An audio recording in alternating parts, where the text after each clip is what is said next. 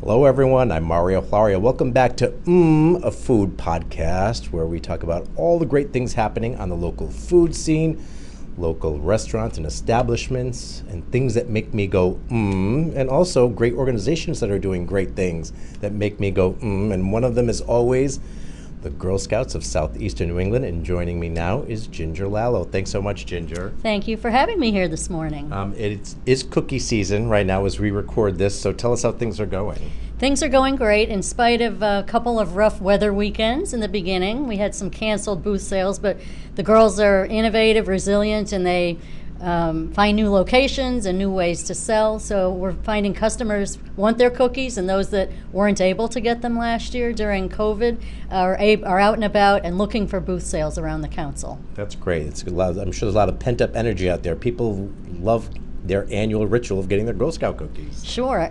So we started in January. We run through the end of March, and a lot of excitement this year around a new cookie, the Adventurefuls, which we have plenty in stock. There have been some word in the media that there weren't enough, but I was fortunate to have ordered all of my season supply up front. So we have plenty in the council here. So if anyone's looking to try the new cookie, they're out in the communities. Yeah, so if anyone hears or sees something saying that there's a lack of supply of the Adventurefuls, that is not the case here in southern New England, right? No, our troops are well stocked, and we have trucks redelivering to all the communities all this week to make sure that every community's replenished for the booths this coming weekend. That's great. And I know that there are many different ways people can find the cookies, but tell us in terms of if they don't have a Girl Scout in their life, let's say, how do they go about finding where cookies are for sale? Sure. So if you go to our website, gssne.org, there is a cookie finder, and you just plug your zip code in and how far that you're willing to drive for a package of cookies. And we upload the booths within our council that all the troops are planning for the upcoming week, so you can see who's selling cookies in your community. Lots of local businesses. I'd like to shout out to the local businesses that let the girls set up in front or inside of the business, that give them the opportunity to learn their entrepreneurial skills. And so all over the council, many businesses help us support by letting the girls have their booths there. Yeah, that is so cool. I didn't know until just this year, I should have probably known this, that there's an actual cookie tracker that you can find cookies for sale. Yes. So all of that's available on our website. So so you can track that. Really, COVID helped girls become a little more innovative. They had to change the way that they conducted their sales over the last couple of years. So we have touchless transactions when you go to booths, so it helps with that. Drive-through cookie booths, online girl delivered. So once we can help if a customer doesn't know a Girl Scout, or if you do, the girls send out emails with their story on what they're trying to do with their proceeds, and then they can deliver to friends and family within their neighborhoods. That's great. Talk about, obviously, everyone loves the cookies, but there's so much that goes into it and behind it that these girls are really learning about. Yeah, so there's skills that girls learn through participating, such as decision-making, goal-setting, people skills when you have to go try to make that sale. They do planning, they market, they learn what they're going to do as far as how they're going to pitch the cookies, and then determine as a group what they want to do with their proceeds. All proceeds through the sale within our council remain local. The majority of the troop monies earned go to troops, and then the rest of the proceeds remain local to support programming throughout the council, including financial aid. We want to make sure that every girl who wants to become a Girl Scout, regardless of circumstances, can be a Girl Scout. So in every community we have financial aid available. So that's an option. If someone feels as though it's something that they can't afford, we want to be able to make that available. Yeah. And of course, the cookies are now the centerpiece of a great fundraiser that's been around for a few years now, and I'm honored to say that I've been the MC of it since its inaugural year, its debut, Cookies and Cocktails, which is coming up March 10th. The Crown Plaza. Tell us about that. It's such a fun event, and thank you again for being our MC once again. And this year we have 7 amazing restaurants who will be preparing desserts using Girl Scout cookies, along with cocktails, if people are interested in having cocktails that evening. And then there are appetizers, hors d'oeuvres available that evening. It's March 10th. Tickets are $60, again available on our website, gssne.org. Ticket sales are ahead of where we've been in the past this year. Again, I think because we had the event virtually last year and people are really ready to get out and enjoy a night out, with their friends and enjoy their favorite treat, Girl Scout cookies. Oh, definitely, yeah. And it's amazing. You don't realize how many different things you can do with a Girl Scout cookie until you see some of the amazing creations these restaurants come up with. Oh, right. So some are savory, desserts or appetizers, and then many sweet. And this year, we like this when the restaurants choose a different wide variety of cookies. So we have a dessert for everyone there. And if you like all the cookies, you're really fortunate. But all of the flavors, I believe, all the flavors are covered that night so that everyone will be able to try their favorite and then maybe try some new cookies that they haven't tasted before. Yeah. And I know our friend Chef Frank Terranova, who cooks with me on Channel 10, he'll be doing a live demo of a great recipe he did over the weekend during our Sunday brunch. So that's something new for this year. Right, that's a new addition. I think people will be really excited to see you, Mario, and the chef with the demo and to see that in person, similar to what everyone watches on Weekend Sunrise. So that's an exciting addition. And then again, great restaurants will have a silent auction. And also, a Girl Scout troop will be there selling cookies. So you can get your cookie purchases in that night also. Yeah, I was at our recent blood drive that we held. We have every February, and you get a free box of Girl Scout cookies, and they also had a table there selling them. So there are so many different venues and outlets for your troops to be able to get out there, right? Right, yeah. So the girls, again, are very creative in the different businesses that they reach out to, and so many are so supportive of us. Many local supermarkets, hardware stores, restaurants, coffee shops. So, just all sorts of businesses all over the council, and it really does help the girls be able to reach their goals and support travel or camping trips that they have planned or different troop activities. So it does help support any of their activities throughout the year. Yeah. Hopefully people will hear this before the event on March 10th, but if for some reason you're listening to this after March 10th, Cookies and Cocktails is an annual event, so you can always check it out next year, right? Right, yeah, it's every March. And then the cookie sale does run through the end of March, so you'll definitely be able to purchase cookies if you haven't gotten them, and we'll be able to share some of the highlights and possibly some of the recipes. So maybe we can get the chef to share his recipes so you can create your own cookie dessert at home. That's great. What else do we have on the horizon for the Girl Scouts of Southeastern New England coming up beyond the spring? Well, this year we're celebrating our 110th anniversary of Girl Scouts. So the Girl Scout birthday is March 12th, so the same week as Cookies and Cocktails. We're excited about that. And then summer camp registration has already started and been very active with registrations. And this year we're back to offering overnight camp. With COVID, we weren't able to offer our full overnight camp programs last year, but we have day camps at Camp Hoffman, who celebrated our 100th anniversary last year. And we had a great celebration with over 600 Girl Scout alums and current Girl Scouts. And then Camp Rocky Farm in Newport. So we have two beautiful camps. Rocky Farm is a day camp. Camp Hoffman offers day and overnight programs. So that's around the corner. And then our Gold Award Shine event. Gold Award, for those of you who don't know, is similar to the Eagle Award in Boy Scouts, and girls spend a lot of time preparing sustainable projects that can live on after the girls move on to college and beyond in their communities, giving back to their communities. So that event is scheduled for May, and information on that is on our website also. Great. So a lot of great things coming up. Lots of stuff going on. Yeah. Back to, of course, one of my favorite things, the cookies. So talk again about the new one that just came out, the Adventurefuls. Describe what that is. So the Adventurefuls is a crispy brownie with caramel and a hint of sea salt. So I've heard from folks who want to make it a chewy brownie that they pop it in the microwave for a couple of seconds and it becomes a chewy, melts the caramel a little bit. So just a couple of seconds, but makes it a chewy, delicious treat. So that's great. Last year we had a new addition, Toastier. And that's a French toast-inspired cookie. Many of you may not have tried the Toastier yet, so you may feel as though there's two new cookies this year, because with COVID and less booth sales, many people didn't find out about the new cookie last year. So you might have two new cookies that you'd like to try this year if you didn't get a chance to visit a booth or order cookies last year. Do you come out with a new cookie every year or not necessarily? Not necessarily. So every few years, there's 5 varieties that always remain in the lineup. So everybody's favorite, or most, Thin Mint is the top-selling Girl Scout cookie, and also in the top 10 of all cookies sold nationally anywhere. So it's up against Oreos, Chips Ahoy, and it's always in the top 10, along with Caramel Delights and Peanut Butter Patties.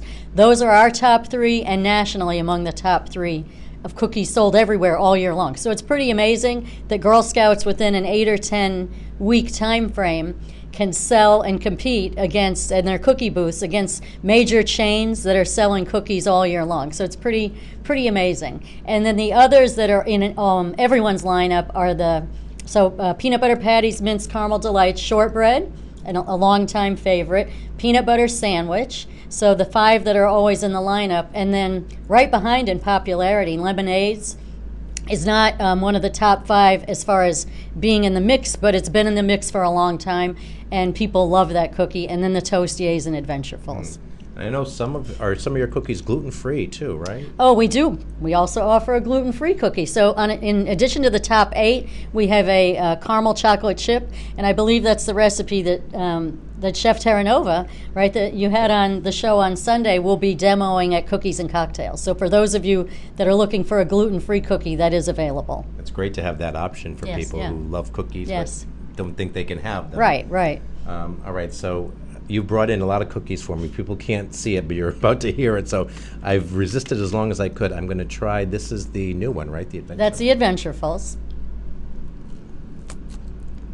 Like I said, it's a crispy cookie. But again, folks in my office, because we got to try them before the public did, tested some in just a few seconds in the microwave if you prefer. Some people like the crispy brownie, like the edges of the pan, but some people prefer the middle and the chewy. So you can have it either way.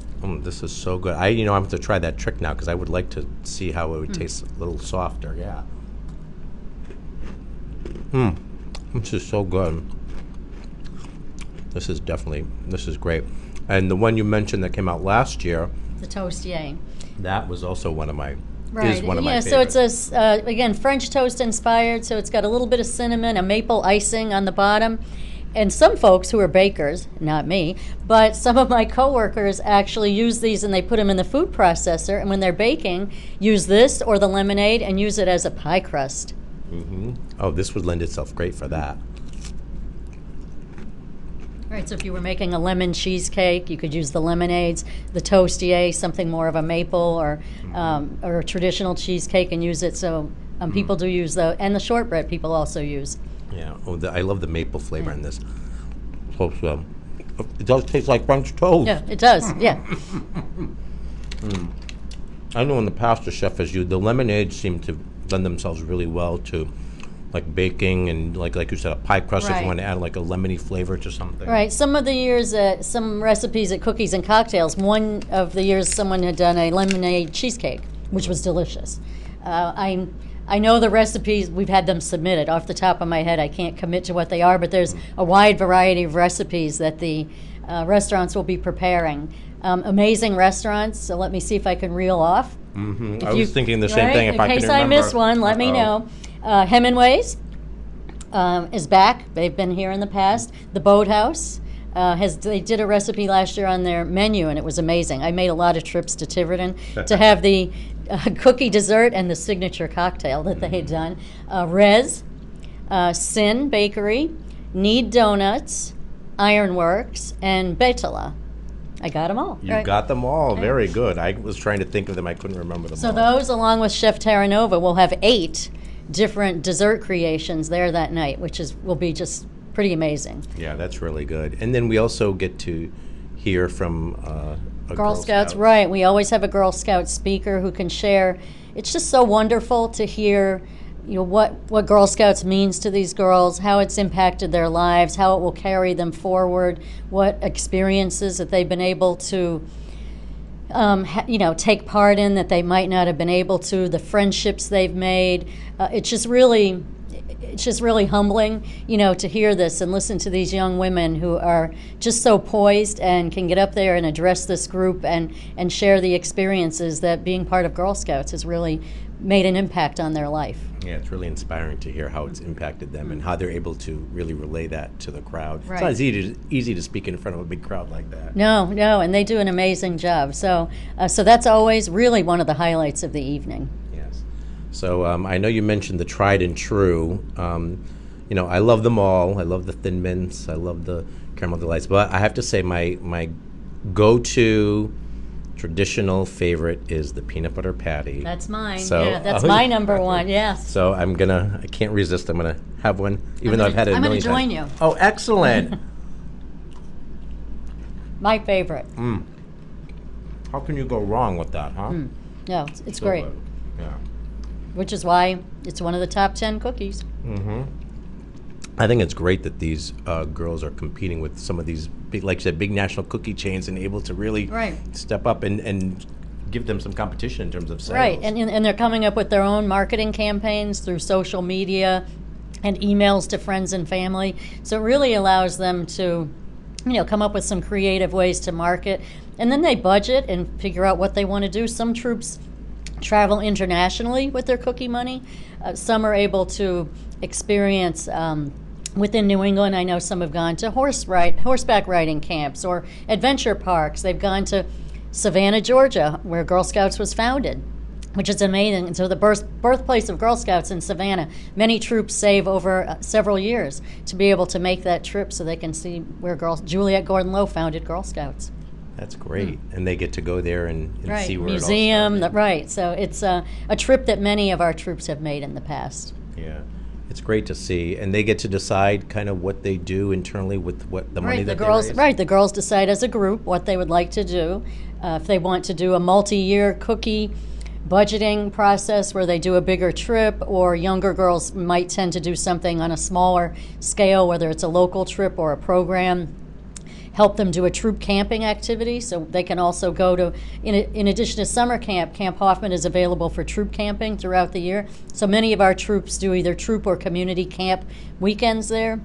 So it gives them, they get to decide what they'd like to do and gives them the opportunity to work as a team to figure out what they'd like to do together. That's great. All right, so again, if folks want to get information about cookies and cocktails, about where to buy Girl Scout cookies or any of the other events you have coming up, or if they want to get involved, if they haven't been involved with the Girl Scouts at all and they want to get involved or get their daughters involved, how do they find you? Sure. Back to the website is gssne.org. We're always looking for volunteers, not just troop leaders, but we're always looking for troop leaders. But if you feel as though that may be, more of a time commitment than you could make at this time, if you have any special skill or talent that you would like to share with girls, we'd love to hear from you. You can also call the office. It's 331-4500. If you have, would like to inquire about ways to volunteer, if you would like your daughter to join, the same, call our office or go to our website. We have troops throughout the council, and again, always looking for amazing volunteers to help serve on committees, lead different programs for girls. We have some alums who've come back and helped and run programs in cybersecurity, different STEAM program, the arts, different outdoor activities. So there's so many different ways that you can come back and lend a hand. And if you're an alum, we would love to hear from you. Again, contact the office because we're looking to re-engage so that we can tell you things that are going on. You may have fallen off of our mailing list, and we'd love to be able to share the exciting things going on at Girl Scouts of Southeastern New England. Yeah, there's nothing stronger than a great group of alumni that are supportive and willing to pitch in and help a hand and be a valuable resource for an organization. Right. And Mario, you were there with me and lots of other folks in the fall at the Hoffman Centennial. And we had alums back from decades who had gone to camp, worked at camp, and they've remained friends, all these years for decades. And they came back, and it was great to see them reconnect with the younger girls and be able to share stories or have the girls help give them tours of some things that had changed since these Girl Scout alums had been at camp. So it was really a fun experience to see all the decades of Girl Scout alums there celebrating being Girl Scouts and their fond memories of Camp Hoffman. Yep, great. All right, Ginger Lallo, thank you so much. Girl Scouts of Southeastern New England. Check them out, gssne.org, and make sure you get your Girl Scout cookies while the season lasts. They will definitely make you go.